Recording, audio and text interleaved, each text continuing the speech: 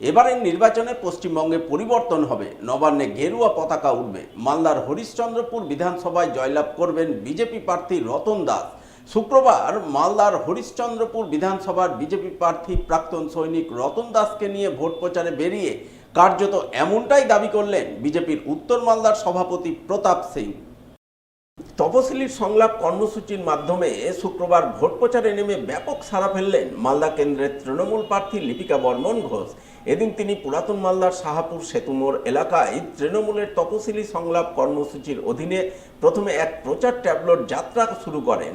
এরপর তিনি পুরাতন মালদা ব্লক যুব তৃণমূলের সভাপতি কমল ঘোষ সহ অন্যান্য তৃণমূল নেতাকর্মীদের নিয়ে শাহাপুরের বিভিন্ন এলাকায় ঘুরে ঘুরে সাধারণ মানুষের সঙ্গে জনসংযোগ গড়ে তোলেন। তাদের কাছে রাজ্য সরকারের গত 15 বছরের উন্নয়নমূলক কাজের নিরিখে ভোট প্রার্থনা করেন। রাজ্য সরকারের কন্যাশ্রী, রূপশ্রী, যুবশ্রী সহ নানান প্রকল্পের কাজ আগামী দিনেও সুচারুরূপে চালিয়ে নিয়ে যেতে হলে তাকে তৃণমূল প্রার্থী হিসাবে জয়যুক্ত করা এবং মমতা বন্দ্যোপাধ্যায়কে চতুর্থবারের জন্য মুখ্যমন্ত্রীর আসনে বসানোর আবেদন জানান তিনি। তপশিলি সংলাপ যাত্রা আমাদের বিভিন্ন তপশিলি ভাই বোনেরা যারা রয়েছে তাদের এলাকায় এলাকায় ঘুরবেন এবং মাননীয় মুখ্যমন্ত্রী যে 15 বছর যে উন্নয়ন করেছেন সেগুলো তুলে ধরবেন এবং ওনাদের যে সুবিধাগুলো রয়েছে, ওনাদের কি অভাব অভিযোগ রয়েছে সবগুলো শোনা হবে এবং সেটাকে নোট ডাউন করা হবে এবং আগামীতে সেটা ফলপ্রসূ করা হবে যে ওনাদের কি কি চাহিদা বা কী কিছু রয়েছে।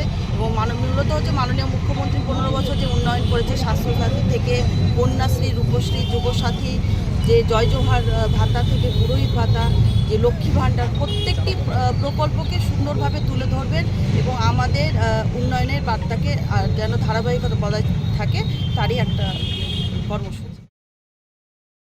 উল্লেখ্য, বিজেপির পক্ষ থেকে বৃহস্পতিবার দ্বিতীয় দফার প্রার্থী তালিকা ঘোষণা করা হয়।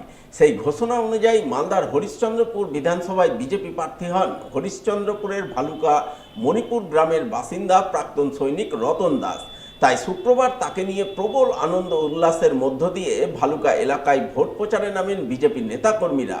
বিজেপির উত্তর মালদার সাংসদ খগেন মুর্মু এবং বিজেপির উত্তর মালদার সভাপতি প্রতাপ সিং দলীয় প্রার্থীকে নিয়ে প্রথমে ভালুকার ঐতিহ্যবাহী শিব মন্দিরে পুজো দেন।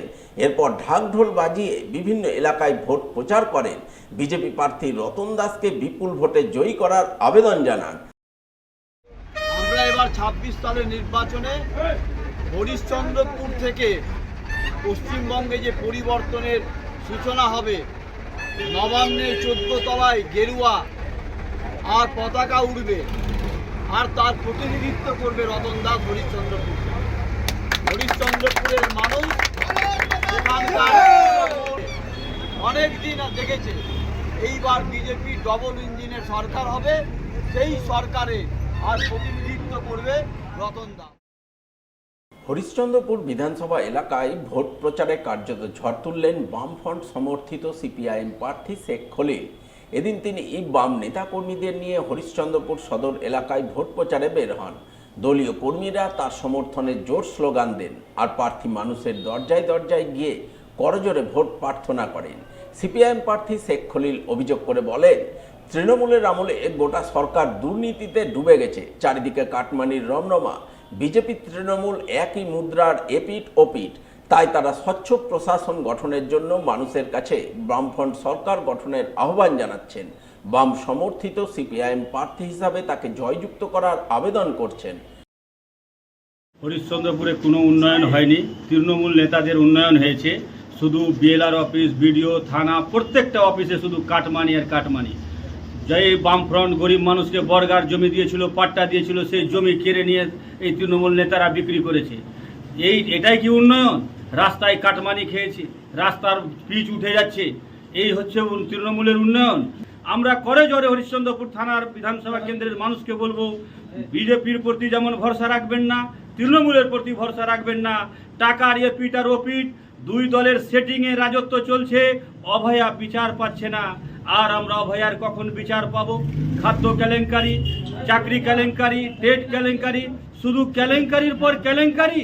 এই কেলেঙ্কারিকে তারা উন্নয়ন মনে করছে? বাংলার মানুষকে বুঝতে হবে, সজাগ হতে হবে, বামপন্থীদের ফিরিয়ে নিয়ে আসতে হবে। শুক্রবার মালতীপুর বিধানসভা এলাকায় দেওয়াল লিখন করে ডোর টু ডোর ভোট প্রচার করলেন তৃণমূল প্রার্থী আব্দুর রহিম বক্সি। এদিন তিনি প্রথমে মালতীপুর বিধানসভার অন্তর্গত চাঁচল 2 নম্বর ব্লকের বিভিন্ন এলাকায় নিজ হাতে দেওয়াল লিখন করেন। দেওয়াল লিখনের পর দলীয় নেতাকর্মীদের নিয়ে এলাকায় এলাকায় ঘুরে সাধারণ ভোটারদের সঙ্গে কথা বলেন। এসআইয়ের চক্রান্তের অভিযোগ তুলে বিজেপির বিরুদ্ধে তৃণমূলকে ভোট দেওয়ার আবেদন জানান তিনি।